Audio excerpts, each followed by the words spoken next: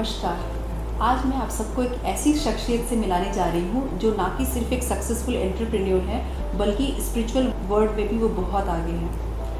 तो आइए मिलते हैं हम मनीषा जी से। इनकी अपनी ब्रांड वैल्यू है और इनका ब्रांड टर्कोइज रस्टिक के नाम से मुंबई में है। हेलो मनीषा जी, आप कैसे हैं? Hello, I am very grateful that you having me here. So बहुत अच्छा लग रहा है कि हम लोग जिस विषय में बात करने वाले हैं बहुत ही प्यारा टॉपिक है। पहले तो मैं आपसे ये जानना चाहूँगी कि जैसा कि मैंने सुना है आपके बारे में कि आपकी बहुत स्ट्रगलिंग जर्नी रही है आपकी शादी के बाद, आपके मैरिज के बाद। तो किस तरीके से एक लड़की एक छोटे शहर से आके एक बड़े शहर में, एक सपनों के शहर में आई और उसने अपने आप को इतना इस्टेब्लिश किया, इतना स्ट्रगल करके आगे बढ़े। तो आप थोड़ा सा बताएंगे अपनी सक्सेस स्टोरी के बारे में? एक्चुअली ऐसा कुछ सर्टन रूल, ऐसा कोई सर्टन वे नहीं होता है जिससे हम, कोई फॉर्मूला नहीं होता है जिसके थ्रू हम आगे बढ़ते हैं। बट जैसे जैसे लाइफ अनफोल्ड होती है हम उसे अगर एक्सेप्ट करना सीख लेते हैं और जो पर्सन हमारे साथ है, जो मैरिज में हम आए हैं, अगर उस पर्सन को हम एक्सेप्ट कर लेते हैं और सेल्फ लव भी कभी नहीं भूलते, तो मेरे ख्याल से धीरे धीरे करके हम आगे बढ़ते हैं। और जैसे जैसे एक्सपीरियंस होता रहता है हम चीज़ों को समझते हैं, क्योंकि हम सभी ह्यूमन बीइंग हैं और लर्न करते हैं every day. There is a different kind of situation learning. तो मुझे लगता है कि ऐसा कुछ कहा नहीं जा सकता है, कुछ सर्टेन थिंग्स नहीं होती जिसके थ्रू हम कह सकते हैं कि हाँ इस वजह से मैं आगे बढ़ी या इस वजह से।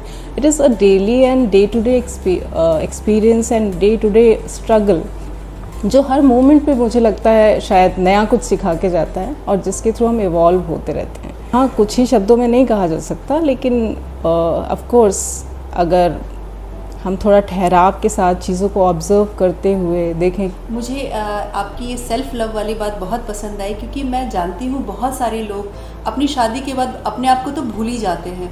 उनके लिए उनकी फैमिली इम्पॉर्टेंट होती है, उनका करियर इम्पॉर्टेंट होता है, लेकिन वो उस सेल्फ लव को भूल जाते हैं। और ये बहुत ज़रूरी है अगर हमको सक्सेस में लॉन्गेटिविटी चाहिए, अगर हमको अपने जीवन में परमानेंट कुछ हासिल करना है तो हमको पहले सेल्फ लव से स्टार्ट करना चाहिए। बिल्कुल। एट द सेम टाइम मैं ये भी जानना चाहूँगी आपसे कि आप फैमिली और अपने बिजनेस को कैसे बैलेंस करके चलती हैं? एक्चुअली मेरे केस में तो ये था कि हमारा जो इंटरेस्ट था वो काइंड ऑफ सेम ही था, तो it was kind of artistic work. तो हम दोनों ही बहुत इन्जॉय करते थे। थोड़े थोड़े हम लोग के झगड़े भी होते थे कभी कभी, बट होता है ना, एक किसी चीज़ पे हमें एक राय बनानी होती है या फिर अपने आप ही अगर हमें कुछ पसंद है तो साथ में हम, अगर कोई गोल है हमारा, हम उस गोल की तरफ एक साथ आगे बढ़ते हैं तो मेरे ख्याल से ये आसान हो जाता है सभी के लिए। मुझे याद है कि जब भी मैं बिज़नेस वर्ल्ड को देखती हूँ ना, तो मुझे लगता है जो बेस्ट कॉम्बिनेशन ऑफ बिज़नेस है, जो सक्सेसफुल है आज की डेट में, और जहाँ पे स्टार्टअप्स की बात आती है, जहाँ पे एक कॉमन इंसान की बात आती है जो अपनी लिमिटेशन से बढ़ के थोड़ी सी ही पूंजी में वो लोग स्टार्ट करते हैं अपनी लाइफ, बहुत सारा रिस्क लेते हैं। तो मैंने देखा है अक्सर कि सिबलिंग्स हो या हस्बैंड वाइफ हो, है ना, या दो फ्रेंड्स हो, तो उनका बिजनेस बॉन्डिंग भी बहुत अच्छा रहता है। क्योंकि डेफिनेटली वहाँ पे कोई रिस्क नहीं रहता, क्योंकि अंडरस्टैंडिंग इतनी अच्छी होती है। रिलेशनशिप में, हस्बैंड वाइफ रिलेशनशिप में ट्रस्ट इतना अच्छा बन जाता है कि अगर दोनों पार्टनर्स साथ में चले तो वो 1 और 1 11 जैसा ही हो जाता है। तो आई रियली लव दैट। और इनफैक्ट मैंने देखा है कि बहुत सारे बिजनेस हाउसेस जो हस्बैंड वाइफ मिलके चला रहे हैं वो बहुत सक्सेसफुल है आज की डेट में। एक कहावत है कि जो मैरिज होती है it's kind of the body is like 2 body 1 head, ऐसा कुछ ना। थिंकिंग एक हो, हम 2 अलग अलग हो सकते हैं। अगर हमारी थिंकिंग, हमारी सोच, हमारा गोल एक है तो मेरे ख्याल से उस दिशा में प्रयत्न करना बहुत ही आसान हो जाता है।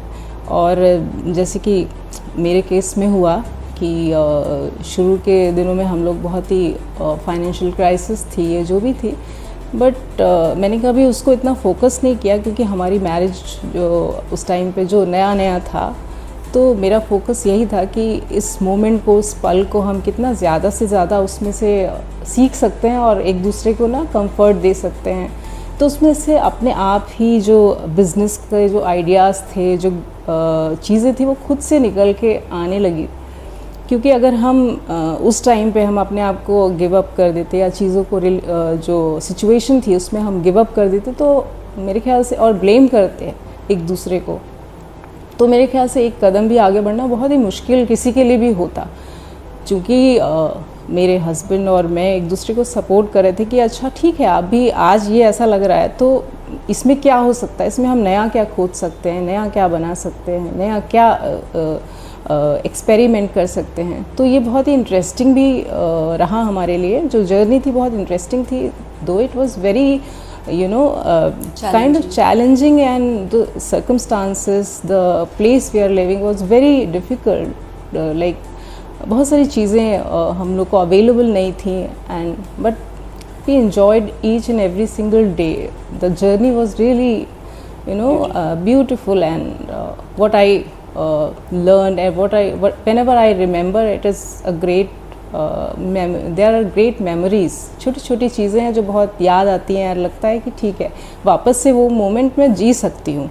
अगर मुझे कहा जाए कि वो रूम में या वो जगह पे जाके अपने हस्बैंड के साथ तुम थोड़ा सा समय बिताओ, तो मैं वापस जाना चाहूँगी, क्योंकि they were really sweet and memorable things.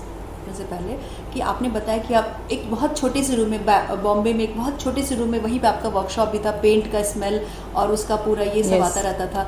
तो मैं समझ रही हूँ कि आपने एक बहुत ही स्ट्रगलिंग लाइफ जी, मतलब शुरू के इनिशियल ईयर्स आपके बहुत स्ट्रगल से भरे हुए, लेकिन और आपको बहुत बाद में जाके सफलता मिली, और अच्छी सफलता मिली, which is really very nice. लेकिन मेरा ये क्वेश्चन है कि जो आजकल के जो यंग जनरेशन है, मैं देखती हूँ कि जो बच्चे हैं या जो रिलेशनशिप में आते हैं, या जो मैरिज में जो यंग प्रोफेशनल्स हैं, या वो लोग जो मैरिज करते हैं, तो उनके में वो टॉलरेंस कैपेसिटी नहीं होती है। वो लोग मतलब इतनी कंप्लेन करते रहते हैं कि अरे ये सही नहीं है, वो सही नहीं है, तो या उनको वही लग्जरी एंड वही कंफर्ट चाहिए होता है जो उनके पेरेंट्स के पास था, या फिर मतलब they are not ready for any kind of challenges and struggle.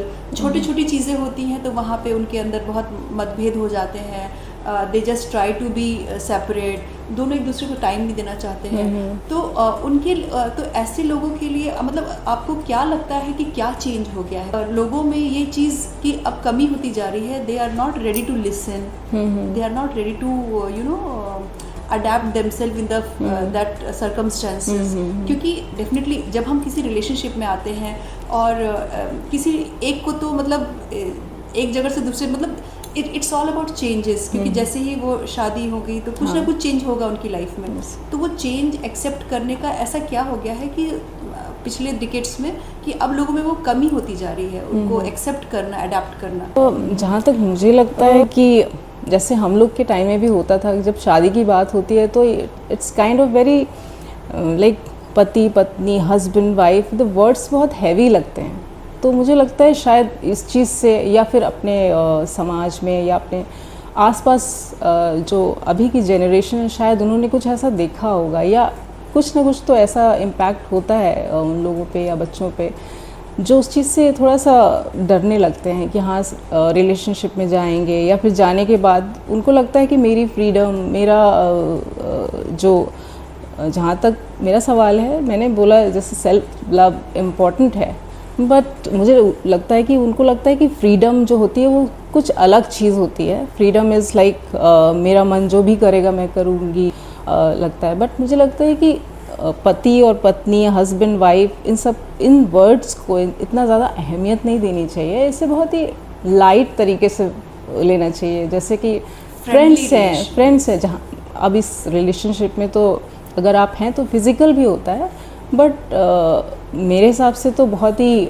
हल्कापन रहना चाहिए, बहुत ही मतलब स्मूथ रहना चाहिए। ऐसा नहीं, ठहराव भी होना चाहिए। ये नहीं कि आप बस आप इतना हैवी बर्डन लेके चल रहे हैं कि मैं पति हूँ, मैं पत्नी हूँ, मेरी पत्नी की बहुत रिस्पॉन्सिबिलिटीज़ हैं, मैं पति हूँ तो मेरी बहुत रिस्पॉन्सिबिलिटीज़ हैं। तो एक मेरे ख्याल से एक शिफ्ट आ जाता है शादी के बाद कि लगता है कि भाई अब तो मैं पत्नी बन गई हूँ, तो अब तो मेरे ऊपर पता नहीं कौन सा बोझ आ गया है। तो वो मुझे लगता है एक माइंड का फ्रीडम जो होती है मुझे लगता है माइंड से होती है।